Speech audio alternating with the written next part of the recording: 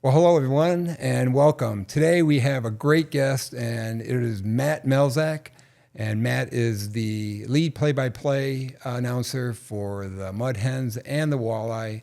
And during this conversation, he gives us a great glimpse behind the scenes of what it takes to paint a picture for viewers and listeners. Enjoy.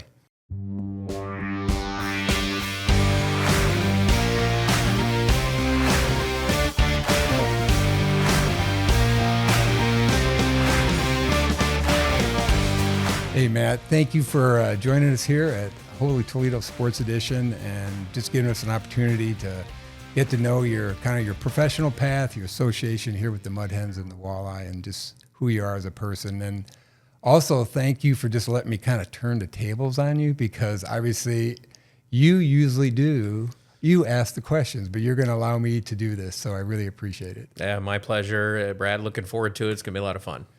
So, Matt, because of your lead broadcasting role with the Mud Hens and the Walleye, you've become a prominent voice for Toledo sports. And you're a hometown guy. That has to mean something really, that's to be really cool for you. It is. The fact that you grew up here, I'm going to games, whether it was at the old sports arena or, at Ned Skelton Stadium when I was a kid. And then, I'm going with my dad to games here in town. And now I'm sitting there and broadcasting in two of the best facilities we have in minor league sports across the country. Sometimes you got to think about it a little bit, that I can't believe I'm doing it. Right. To be honest with you, because sometimes, when you think back to those days as a kid, there's no way I thought, I'll be the guy doing those things at that point. But yeah, it's really awesome and something that I look forward to and cherish every day. You mentioned the facilities, Fifth Third Field and Huntington Center. From just a pure fan enthusiast, sports enthusiast, what do you really appreciate about those two venues? Well, for me, the first thing I appreciate is I have a good vantage point. Tremendous vantage point. In both, whether it's at the Huntington Center or at Fifth Third Field, I can see everything. And that's the biggest thing. When you go on the road, some of these places, you get some unique vantage points.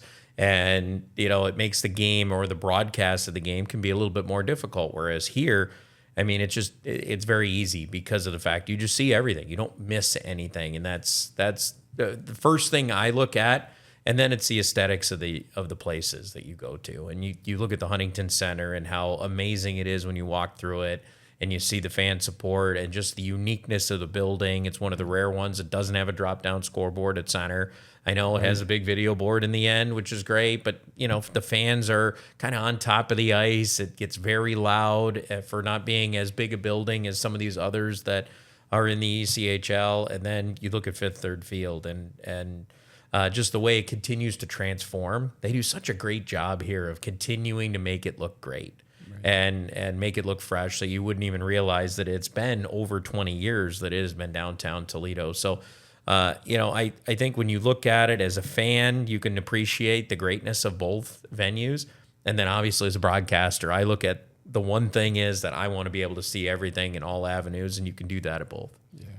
Yeah. Matt, can you think of a game or a moment at both sites where the atmosphere was off the chart electric with the crowd? I think back to when we won for the Walleye. When we won, it was Game 5 of the Kelly Cup Finals against Newfoundland. And we got to the end of that Game 5. And, I think the last minute of play, I think people even have told me this before, you could hardly hear me on the broadcast. I'm loud. I'm loud on the broadcast. I'm loud in person. But you could hardly hear me on the broadcast. I could hardly hear myself, let alone Kyle Rogers, who was a step away from me, because it was so loud in the building. That first time being in the Kelly Cup Finals, that winning to keep the series alive. Ultimately, we ended up losing the next game, but up in Newfoundland. But it was just that moment that was so special to hear that crowd. And, it makes you wonder what it'll be like when a championship is actually raised there at the Huntington Center. And then I can think back to, I've only had a chance to do a couple of playoff games for baseball in my time. And Jim Weber and myself were in the booth doing the game 1 against Durham in the playoffs 2019. And you get this, I mean, it was just such a cool moment because Toledo beats Durham. And I just had a hard time beating Durham in the playoffs, but yet beats Durham, takes the 1-0 series lead, and and it was loud, it was electric, and it was just something that I haven't been a part of in baseball yet, and that was just really cool to be a part of. Yeah. Matt, you've had great longevity with the walleye and the hens, and because of that, you've experienced the culture. What is it about the hens and the walleye and how they do things that leads to the success of the organizations, and just they're very highly respected throughout the professional sports industry? I think it starts from the top down with the organizations, that they do such a great job of looking at what a fan wants to have at a game and wants to be a part of at a game. So then the experience becomes so good at both venues that's, I think, the reason why that you keep getting the people coming back. You see it so many times with other cities where they get a new team, they get a new building, things are great for a while, and then it kind of fades because they're not able to keep that momentum. Where you look at, what the Toledo Walleye have done since they started in '09, and that build up that, you didn't really have, where you were selling out every game until we're a decade plus in. Yes. And then all of a sudden you're starting to pack the place all the time. What changed? Well, it's the great fan experience that this organization sets up for both baseball and hockey. That's why baseball continues to draw great in the summertime, and hockey continues to basically sell out every game at this point. I mean, most people can't even remember the last time there wasn't a sellout for hockey. So I think it starts there, and it's just the atmosphere that you get at both venues, whether it's from the promotional department and the great things that they do, to just the in-game features, to that when you start looking at the cost of tickets, you start mapping everything. It's just well done and hits the sweet spot for this community, which is a great sports area in Toledo and Northwest Ohio. Yeah. Matt, you're from Toledo, and when you were a kid growing up, what sports did you gravitate to? I was actually a golfer. First and foremost, my mom was really good when she was younger. We still have a box of trophies for her from the Northwest Ohio. She won a lot of titles when she was playing golf coming up as a young woman. So she was really good. My dad didn't even play golf till he met my mom, and then he got into it. He probably even more than she was when we were kids. Myself and my brother and my two sisters, but. I was a golfer first, baseball. It's kind of funny that I do hockey a lot because I'm not a very good hockey player, and I'll admit it. I'm not great at skating. I can do it, but not at that level, and just never really got to a point where I could play it at a high level.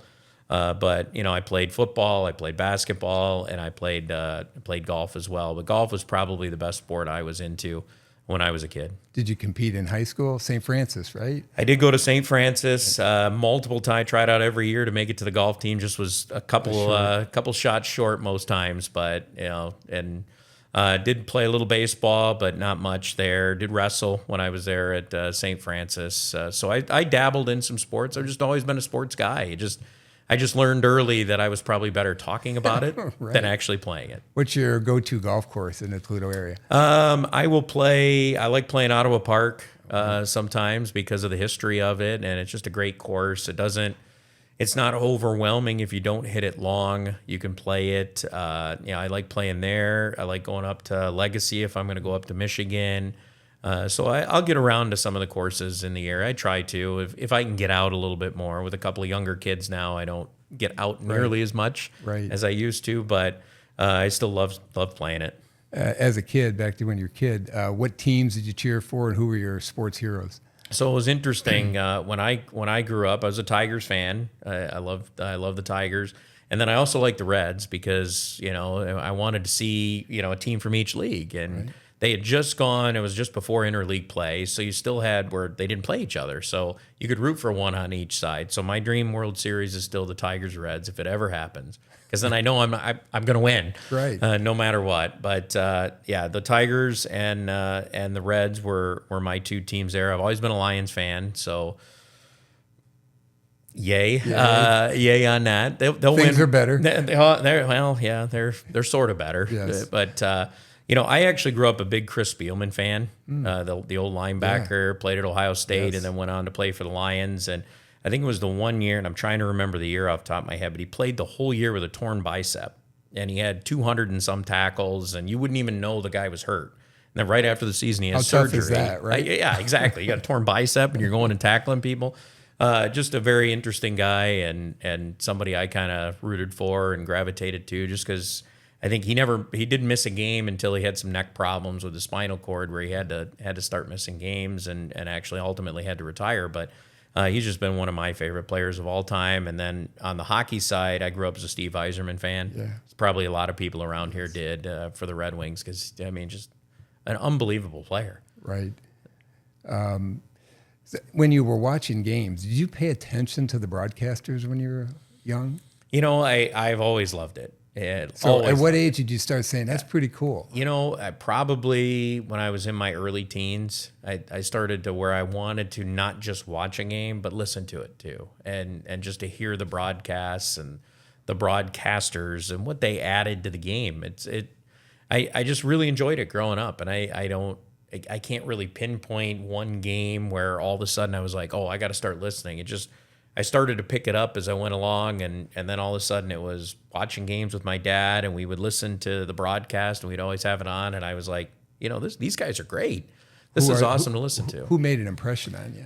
I start with, obviously, being a Tigers fan. I listen to Ernie Harwell on the radio side, and I would go to bed. My parents tell me to go to bed. I'd throw my headphones in, and I'd listen to the end of a game for baseball, or Bruce Martin for hockey, and into Ken Cal, who's still doing the games for the Red Wings now. So those guys I got to listen to a lot, and for some reason I just really enjoyed it. I could listen to a game without having to watch it, and those guys made it that way, so you could listen, and that's part of where I'm at now, where I want to make sure that when people listen, that they're seeing the game without having to use the screen to see it.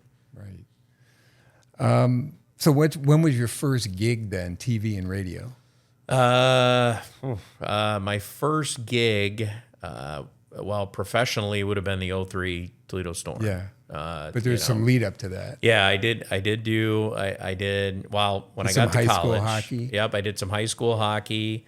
I did, when I was at the University of Toledo, I would do every game I could. So it was football, women's basketball. It didn't matter. If I could do a game, I was doing a game. We did some baseball there, mainly because I wanted to do some baseball games. They were like, oh, okay, if you want to do them, just, take the equipment and go do them. So, we ended up doing that to get into broadcasting, just to do as much as I could. And that's where I felt like I needed to do as much as I could. And then I got a part-time gig at 94.5, was doing overnights, and then I would go to class, and so how were the overnights? They were wonderful. You get some really interesting phone calls if you work overnight on radio. Yeah. But I would literally work until 5 a.m. or whatever, and the morning crew would come in, and then I would leave. Either I'd go home, or I would just go get some breakfast and then go do class. I'd schedule some classes in the morning so I could get those out of the way, and whatever I could do to get behind a mic, I would do it. Right. So then 2003, you get your foot in the door, or you get hired for the Storm. How did that opportunity come to you? It started because when I was doing talk radio back at the old 1470 at that time, and guy by the name of Mike Miller, great broadcaster in his own right, called a couple of Stanley Cups with the New Jersey Devils, was doing a local hockey show, and he kind of needed someone to help out once in a while, and I offered to help and would fill in for him when the Devils had a game, and so I was doing some of those, and then he ended up coming back to Toledo, wanted to take over the GM job for the Storm. He did. That job came open. I kind of talked him into letting me have a shot at it, and we had some great times working through my broadcasts, especially early, because we would sit down every Monday morning and take a period of the previous weekend, and we would break down that entire period. And he'd give some feedback. Yep, feedback, and it would be, why in the world did you say that? What were you thinking here? Remember some things, just some staples that you've got to develop.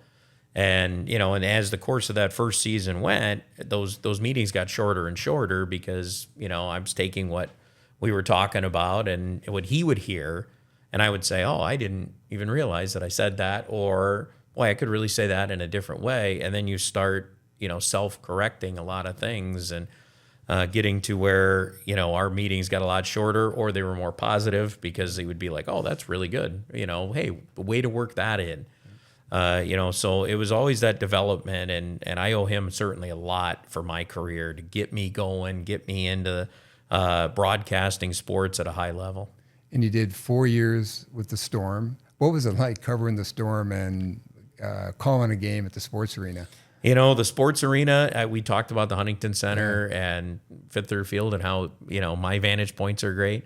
If you couldn't call a game at the sports arena, like you probably needed to go into a different. You were hanging over field. the ice. You're looking straight down at everything. You don't miss anything, and so it was helpful. It was easy to get into it because of the fact that some of the hardest part of becoming a hockey broadcaster is just being able to quickly rattle off names and numbers and who has the puck, and being able to pick that up and making those changes, because changes happen fast. Right. Guys will jump out on the ice 30 seconds, 40 seconds, maybe a minute sometimes, and you'll have, even if you have your line chart, there's other times where one guy's changed, but the other two are still out there, and now, you have to be able to know everyone's names and number. You have to be able to see them quickly. Right. And it really allows you to get focused in that old building.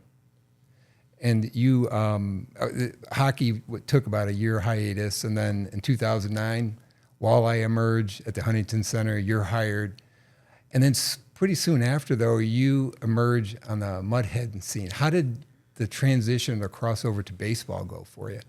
You know what? It was actually very difficult at first, because of the fact that hockey or go. Yeah. It's different pace, for fast paced, and then. When I get hired, it was part of the gig was for me to come in and fill in for Jason Griffin a few games during the year. So, I might go a month without doing a baseball game, and then boom, you're right in doing a baseball game. Right. And, so trying to pick all of that up. And thankfully for me at the time, BCSN was really getting going on the TV side. So I would do some games here and there for them on baseball. So it would help me get the pacing down a little bit, because baseball, there is that, you can't go 100 miles an hour in baseball. It just doesn't work. There's a rhythm to baseball that's a different rhythm to hockey, and so it's getting used to that rhythm, and trying to do that on after going a month without doing a baseball game can be very difficult, but. It was quite a learning experience those first couple of years. And then thankfully for me in 2012, when I started doing all the games at home with Weber, getting to learn from Jim and listening to him night in, night out was a big help. What did you learn from Jim? Obviously the iconic broadcaster, 49 years in the booth for the Hens. What did you learn about broadcasting, maybe even a little bit about life from Jim? Well, I'll tell you one thing I learned about broadcasting. He was so good at just focusing on that one game that day. So if it was August 26th and the Hens were 30 games under 500, his broadcast was the same as if they were 30 games over 500, because he was so good at just saying, this is the game, because in his mind, you never know what was going to happen. And, whether it was going to be a no-hitter, the one year we had a triple play in the season. You don't know if that's going to happen or not, just because, the Hens are great or they're bad. You don't know what the day is going to be like or what the game is going to be like. And that was one of the things I was so into. Hey, wins and losses, you build. This team's great. We go. That, when I started doing baseball with him, and the way he looked at it was, this game matters the most. And, you might have someone that's tuning in for the first time to listen to you. So you better call the game as if that's a great game or not, no matter what it is, no matter what the records are. And, it actually helped me a lot on hockey too, because, my pacing would drop as the team was terrible.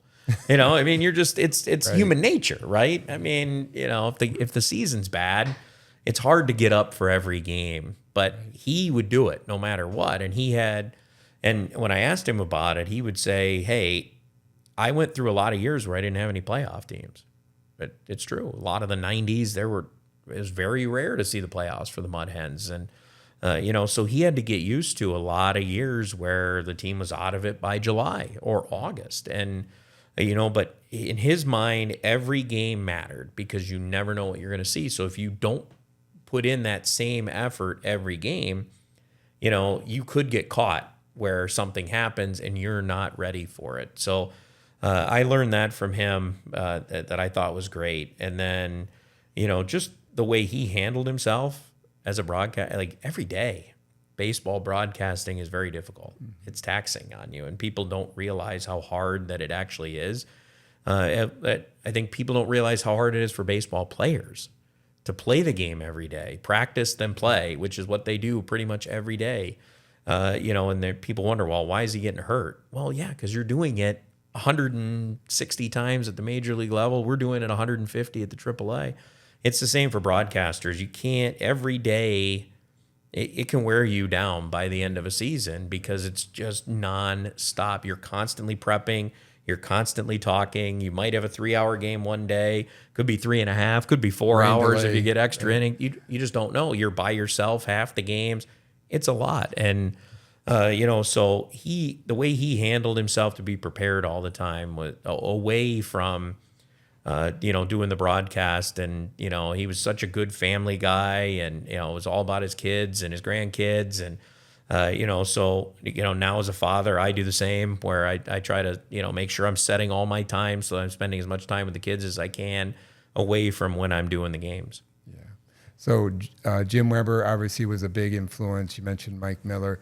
Who's the person that was first to believe in your ability to be a broadcaster? I think it would be Mike Miller. Okay. First off, was the first guy that said, you know what, Matt could be a good broadcaster. And, that's why I said I owe him a lot, because he kind of, if I called him today and said, hey, can you listen to this game for me and give me some feedback, he would do it in a heartbeat. And he's or I could call him and say, hey, I kind of was talking about this one day. What do you think? Do you think I was on the right path here with this? Or, is it something that I shouldn't be going with? And, that it kind of in a mentor relationship there, and as a friend, he would certainly do that. And, he's just an amazing broadcaster in his own right that's now retired.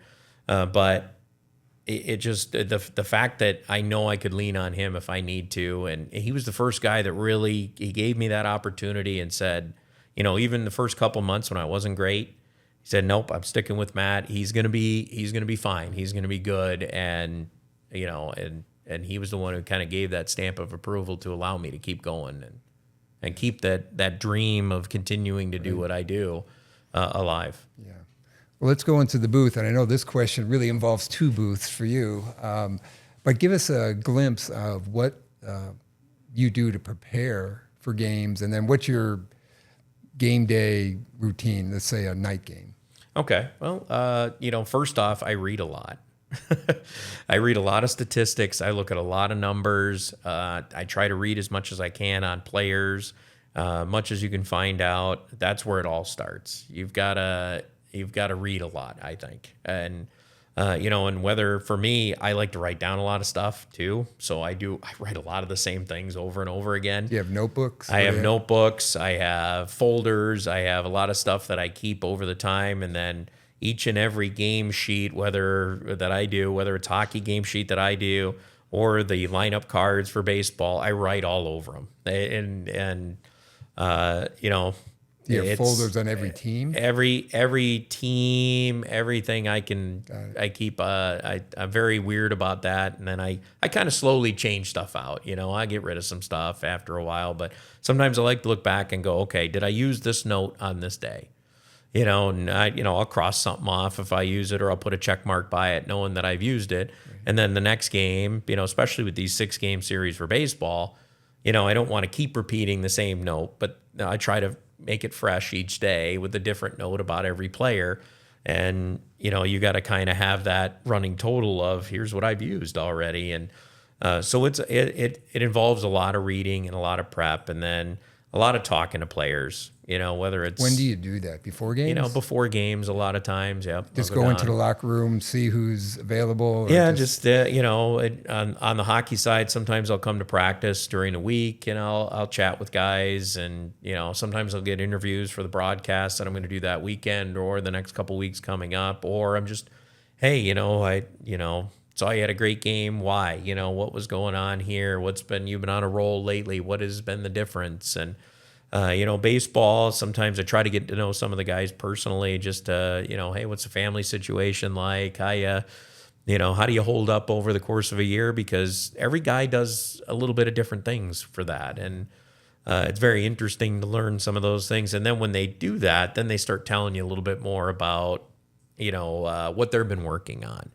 Sure. Like if a pitcher is pitching very well over the last couple of weeks, I might say, hey, did you add a new pitch? Is there something, what is changing right now for you? And a lot of guys are pretty willing to discuss that kind of thing with you. And I imagine visiting either after the game or at practice, you're also building a relationship with the players. Yeah, you have to, because you don't know when you're gonna want to discuss something with them or interview them, or you want to learn things, and the only way to do that is sometimes to discuss things with players and to get to know them a little bit. Sometimes you find out, that there's a hockey guy that is a huge baseball guy, and then he starts learning that you do, like in my world, do the baseball bro.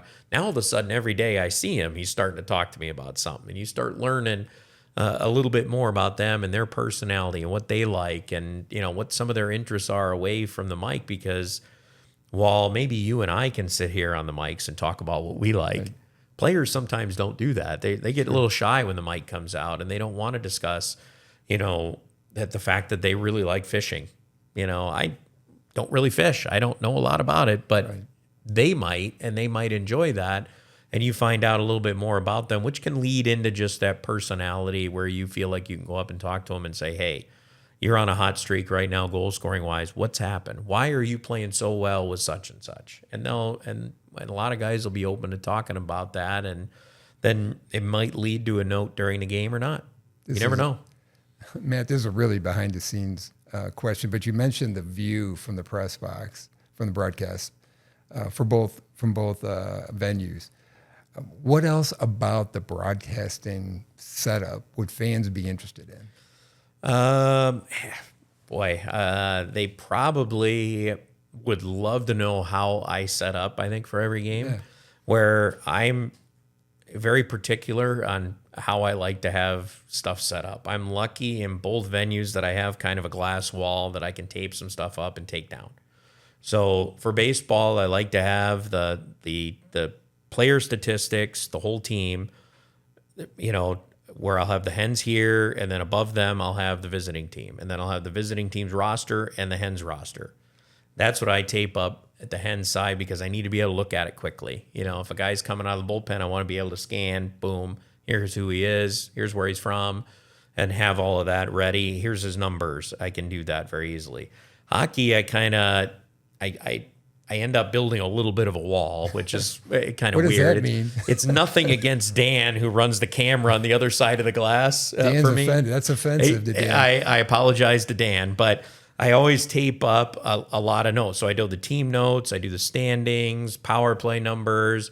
I like to do milestones if we've got anyone coming up with I try to have it all quickly, because of the fact in baseball, I can, if I need to open my notepad to look something up, if something I haven't wrote down, okay, comes up in conversation with me and whoever's in the booth, I can look it up pretty fast, right? Whether it's through the computer or it's through the notes that I have in front of me. Hockey, you can't do that as fast. It's going too fast. So if I want to fire in that Brandon Hawkins has 15 points this year against the Fort Wayne Comets, I like to have that up and ready so I can just go quickly, boom. Or if Sam Cragg scores in a game, I want to go, oh, you know what? That's his 7th goal in 9 games against Fort Wayne. I need to have that quickly, because you're not going to have a lot of time. And then do you check it off after you say it? Check it off, and off we go. Off we go. You stand or sit during broadcasts? I stand for hockey a lot, if I can, because I like, it keeps me going with the pacing.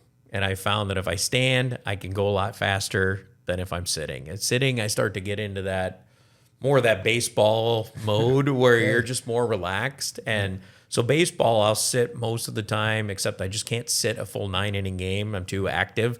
So I have to get up a little bit, and I'll stand, and I'll do an inning or two where I'm standing, but most of the time I'm sitting for baseball. On the field and on the ice, when you're broadcasting, what are you paying attention to the most? You know, for me on hockey, it's the players on the ice, and I focus in a lot of where the play is. So sometimes I'll miss something that's going on behind the play. If two guys are having a conversation where they might end up dropping the gloves, I might be late to get to it because I'm focused on where the play is going. And I'm always scanning the benches because I want to see if players are changing and if anyone's gone back to the locker room or if somebody's missing off of the bench. I'm always looking those are the main spots. And then I'm looking at the clock because time and score matters to people that are listening or watching a game. Maybe not so much watching, but listening for sure. If you're in your car, you're driving around and you're listening to the Walleye game, you want to know they're up 2-0, 10 minutes to go in the second. So time and score. And you kind of alluded to this, but how do you look to infuse storytelling into the...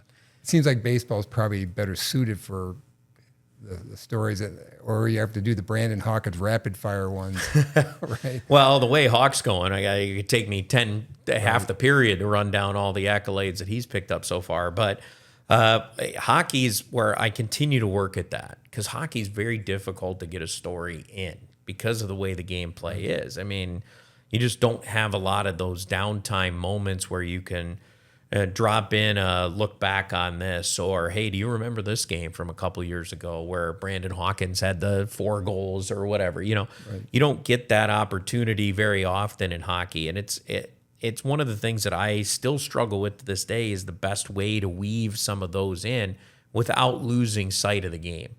Baseball, it's obviously a lot easier because there's more time to do that, but to me, one thing that I always liked about listening to baseball, and Jim was a master storyteller. I'm not to that. I'm not that level as Jim to where I could just go off for 5 innings in a 10-1 game and just talk about stories. I can go off the rails a little bit, but not that far away. I still like to have the game going, and I think fans, and I've had a few that have stopped me, have said that, it's my style is obviously a lot different than Jim's, but they enjoy it because I do keep the game still there. But I understand sometimes if a game's bad, if a game's 14-1 in the 7th inning, there's whether you're winning or you're losing. If you're winning, obviously there's a lot to discuss. If you're losing, if you got 1 run on 2 hits and you're losing 14-1, right, you can go into just a few other stories. Which I think was a score recently. There was a score recently that was that way, yes. And you're by yourself doing a game. You're just talking to yourself sometimes, and so you can get into a few stories, or you can reminisce a little bit, or sometimes I'll start to go into, hey, even though this game is not going great, here's what Toledo's done over the last 10 days, or I will bring up the fact that, Jim used to talk about this all the time, and he's right.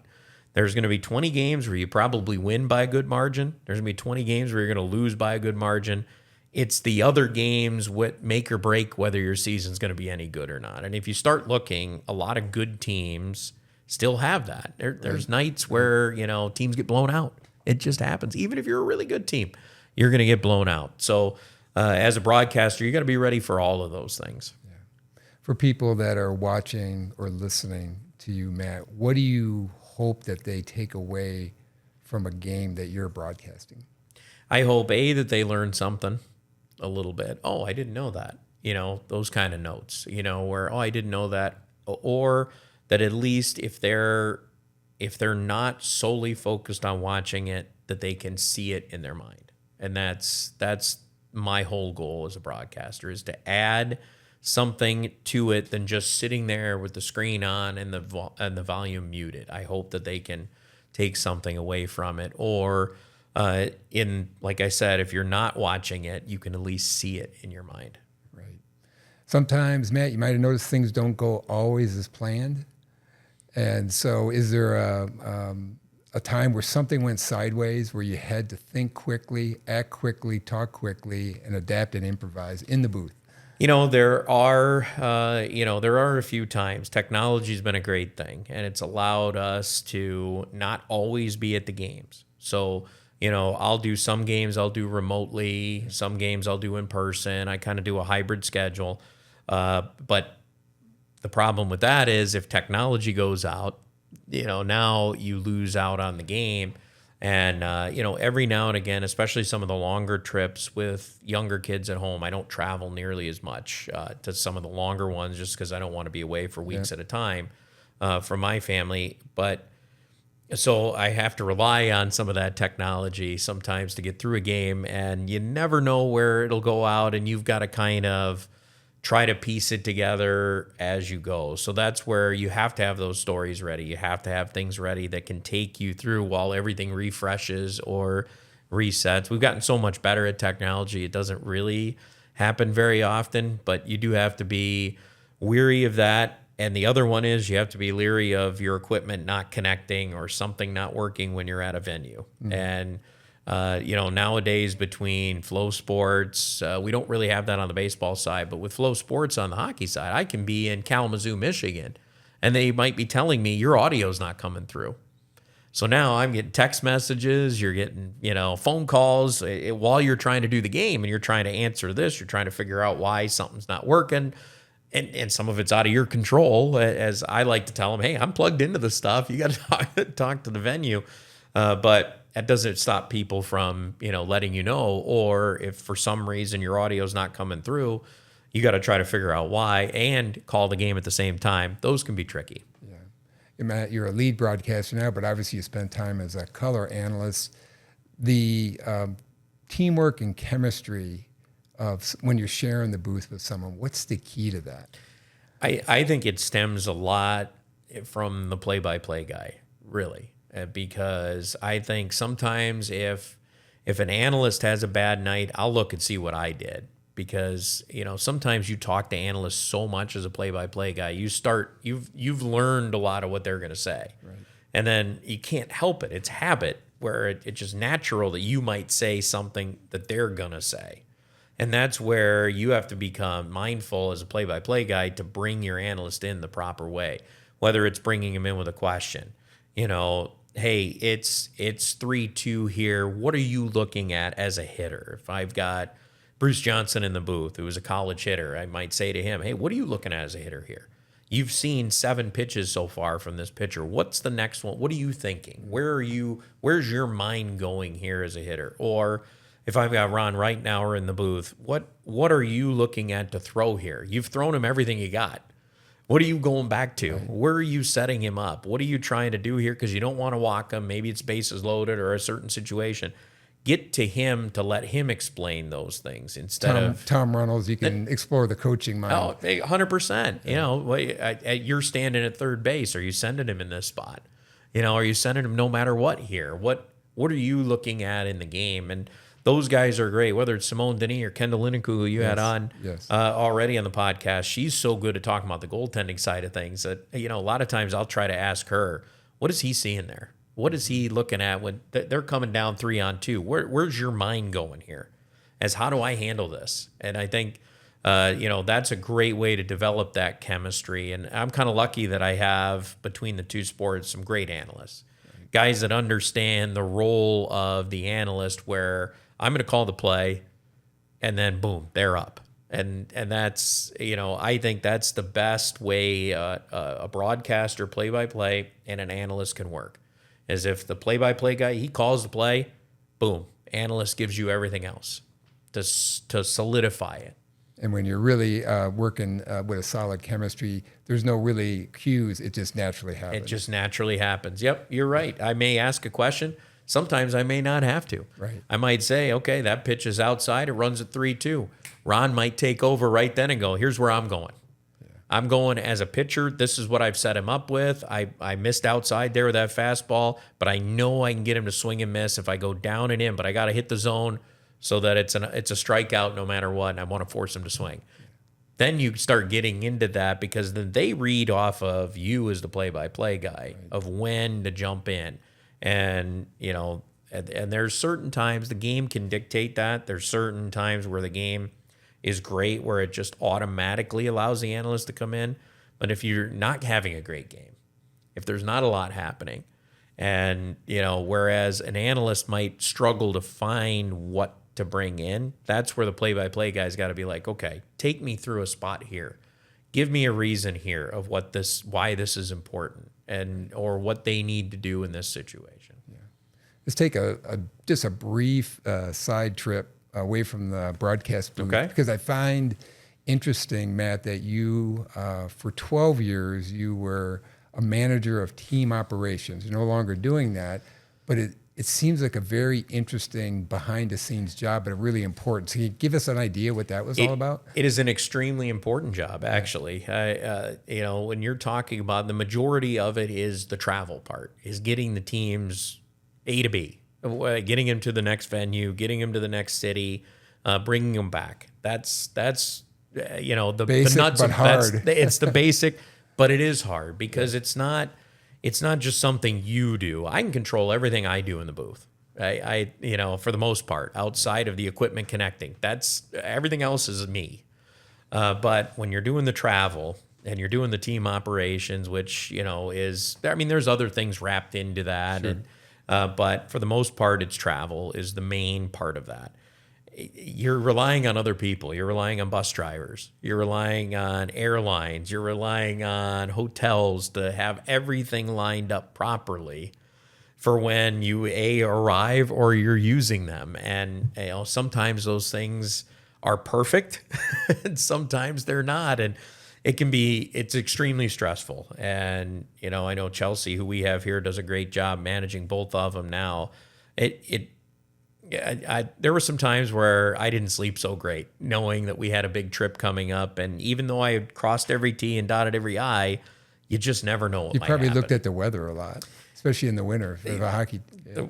The weather in the winter, you would think I wouldn't look at it as much in the winter. You'd think I'd look at it a lot in the summer because of all the storms that could affect games. But yes, in the winter, you're looking at it heavily. Oh my God, there's a snowstorm coming. We're supposed to bus to Indy. This is going to be, tricky. What are we going to do? And you're always got to be thinking about that. What's one of the more tricky or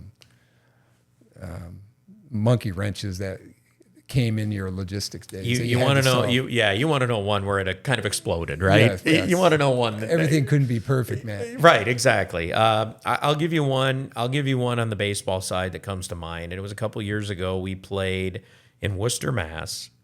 And then we were going to play on Monday, Labor Day, at Fifth Third Field. So I go through and I'm just trying to find any way I can get the team home without flying them home the next morning. You can't really bus it and then play. It's 12 to 13 hours by bus. So even if they're on the road by 5:30, you're not back now until 6, 7 a.m. the next morning, and you got to play in the afternoon. That just doesn't work. Even with sleeper buses, it just doesn't work. So I'm looking around, I'm constantly searching. Finally, I find a flight on a United flight that was going to get the team home at night. They could get out of, I want to say it was Providence. They go Providence to D.C. So now you got a connection. It doesn't sound good right Again, there. with a team, you don't want to do connections. But Providence to D.C. and then to Detroit. And I was like, okay, well, this works. It gets them home at, they land at like midnight, and then, they can play the next day. So I get it all set up with United. I get my group and all of that. I have all that done. I have the extra seats taken care of for the coaching staff and all that. I got everything lined up. And with United, you've got a little more of a grace period of when you have to put your names in. So I'm using that grace period because baseball, a lot of names change. We get to a couple weeks out. I contact United to put my names in to get the group done. And they reply back to me, we don't have a group for you for this flight. And I'm saying, well, no, I have all the stuff here. I have it all. And they come back with, well, someone obviously never put it in on our end. And I'm like, okay, well, what can we do? Well, the most I can get out is, I think it was 26 or something. Well, we're traveling 38 to 40. So I go searching around. I'm like, I got to find a way to get the other guys home. So Well, we ended up doing our manager at the time, Tim Fedorovich. I talked to him about it, and he goes, you know what we can do if you find another flight. So I find another flight that goes through Hartford, and it gets in. It kind of does the same thing. It's a different flight. They just got a bus different. So I had one bus going down to Providence, one bus going the other way to Hartford, and so what he ended up doing was he gave me a list of the guys that were going to pitch that Sunday or Saturday, Sunday that probably weren't going to throw Monday. So all the position players go with the coaching staff down to Providence. They're flying out. No problems with them. Everything went smooth there. It's the group that went over to Hartford that had a problem. They canceled the flight from Hartford to Detroit, and so they ended up canceling it. So now I'm scrambling to try to find hotels, get these guys flights. I can't get them out of there the next morning. At night. I got to get them out the next morning. Yeah. So I get them booked on the 6 a.m. flight out. I'm just telling them, like, sorry, guys. Got to do it. You got to do it. Get them a hotel, do all of that stuff. They fly in. We're figuring those guys aren't throwing anyway. Well, it ended up the way the game went. We had to use 2 of those guys in that game, and I'm laughing, and I still remember my conversation with Tim after the game. I go down and I talk to him. I go, the 2 pitchers you threw in the game that flew in this morning pitched better than everybody else. And he goes, I know. We were laughing. It was a tough game. It didn't work out for the Hens, but I mean, it's just one of those logistical things that you're not prepared for or not expecting to have to deal with. And even though you had everything lined up, you can't avoid what might happen in a flight cancellation that just upsets the apple cart. It seems like those 12 years, Matt, would give you a different perspective on the lives of the players and coaches. What is something that fans don't fully realize about what minor league professional hockey and baseball players go through?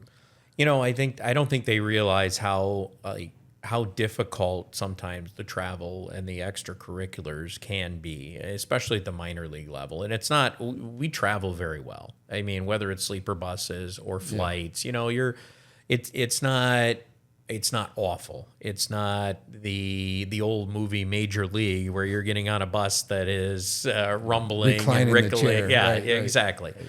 I mean, you're still traveling, but it's still taxing, and I don't think people realize how taxing that could be. Let's take hockey for an example. You may have it doesn't happen all the time, but sometimes you have 4 games in 5 days.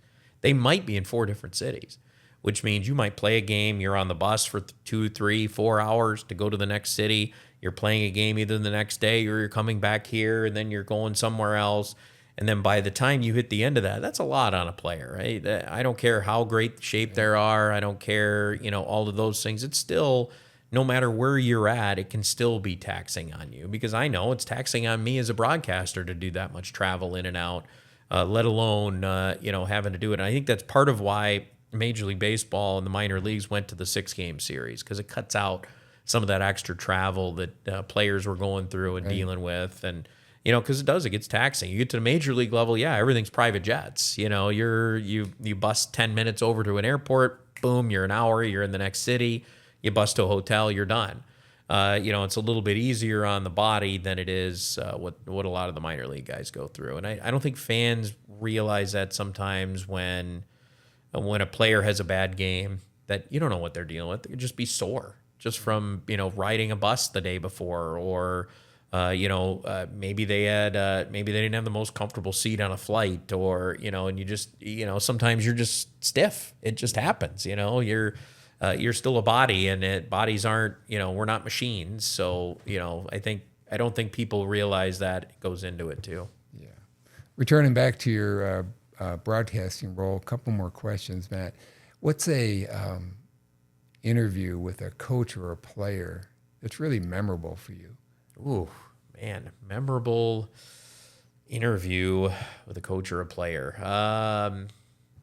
Gosh, you know what? That's a great question, because I've done so many interviews over my time, just trying to think back. I know I've had a lot of really good ones, over the time, that I'm trying to think of one that would even stand out more so than the others. I know when Derek Lalonde came back after coaching so long, and him jumping into the booth, and We had a great conversation then, and some of the guys that have come in from whether it's been on the baseball side or the hockey side that have come back, from teammates or, those are usually my favorite ones when you haven't seen a player in years and they come in and you do an interview with them, and being part of the Toledo Hockey Hall of Fame, right.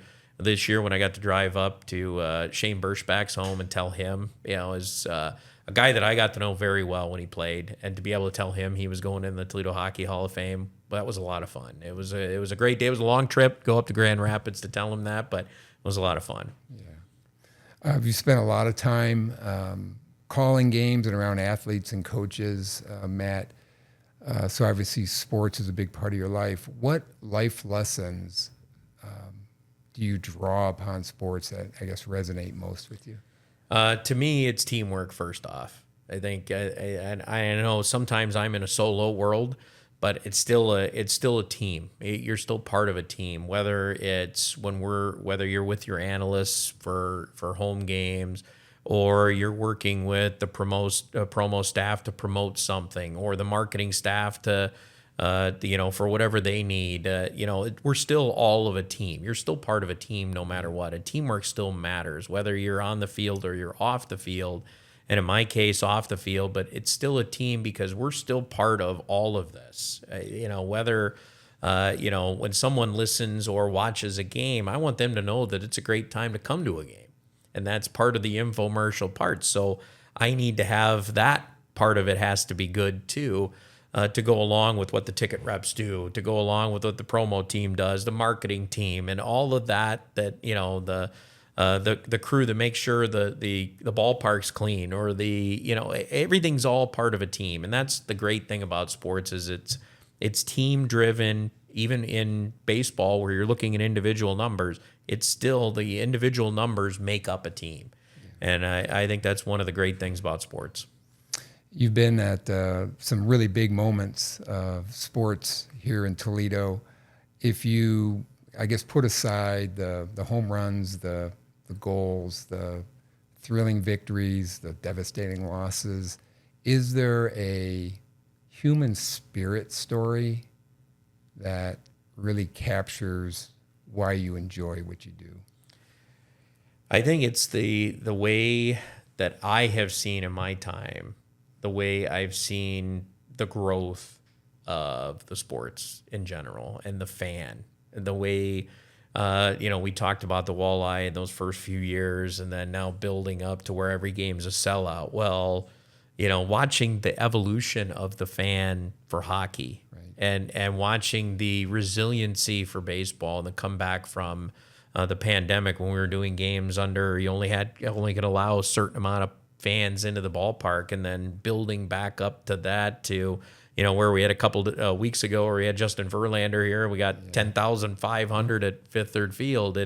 It's the evolution of the fan. And, I think that's, to me, the human interest side of it is just watching them develop and taking in new players every year and new surroundings, and just that evolution is kind of fun for me. I love when we have the ballpark full. I love when we have the arena full, because it just, and especially for new people that come in to those atmospheres, and you hear it from people in Detroit or Cleveland, or that might come in to watch a minor league game, and they're like, wow, this is unbelievable here. What a great sports town. And that's what I love the most. That's why I think the human interest side of it is fantastic, to watch the fans and interact with them, because I'm always out there. I walk the arena before I do the broadcast. I'll end up talking to a handful of people every night. Do you like that interaction? I love the interaction. I actually love when a fan comes, hey, Matt, are we going to win tonight?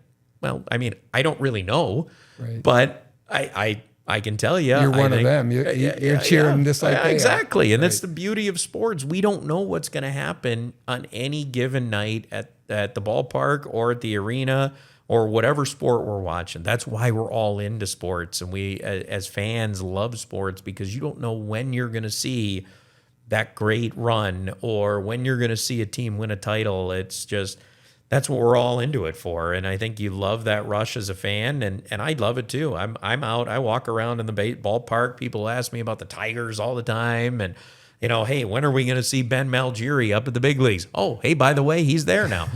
He got a chance to go up there. So it's just those are the things that I think you enjoy the most, and I love talking with the fans. I enjoy it a lot, actually. Similar, but a little bit different. If you look at your broadcast career and what you're doing right now, what are you most grateful for? The fact that I have an organization that I can work with that's fantastic and has supported me continuing to do the broadcast. There's not a lot that would say, okay, Matt, you're doing hockey full time. You really can't do baseball full time. But this organization said, yes, you can do both. You want to take them on and do them and here you go. And I get the opportunity to do that all the time. Every time I put the headset on, I think this is fantastic that I get to do this. I'd do a game every day if I could. I really would. I really would. Honestly, I love it that much. And I love talking about the games and describing them and doing, I love all the prep work and reading the numbers and all the things that some people would find weird. I enjoy it and I love doing it. That's great. You're a family man, so why don't we finish with your family? Tell us about your loved ones. Yeah, I have my wife, Caitlin. We're coming up on our 12th anniversary coming up later in the year. And then we have the two young kids at home, 4-year-old Kenlin and soon to be 1-year-old Jaylee, who was born last summer. So, we got the young kids at home and, it's kind of a fun, but wild time right now at the Melzak house. Do they join you in the booth at all? Like pregame, postgame? I have, yes, especially if I do a game remotely at home, then I know I'm going to have two little visitors that are going to be in there with me. But the great thing is now I do my notes sometimes, and Kenlin likes to come in and do her own notes. So I give her a sheet. She's in there drawing and doing her own thing, and she'll be taping things to the wall soon. Yeah, that's probably coming. But getting to do being a family man now and having the kids is awesome, and I love that. We like to go skating on the trail, here because we got the great the UT trail. Yeah. We'll go on and. My wife and I will skate, and then we have a car that we push one of them in and the stroller for the other. And, we go and do that. And we hit all the parks around here because this town is flush with great parks. And we just did the Glass City Metro Park a little while ago. And, we're just kind of getting, even more. We're trying to check mark them all this summer to hit every park and kind of walk around and, see what all Toledo has to offer. We hit the zoo a lot. They love that, and especially the older one. She loves going to the zoo because we got to see the giraffes. And of course, that's feed the giraffes. Feed the giraffes every time we go through there, and then we really try to get out as much as we can.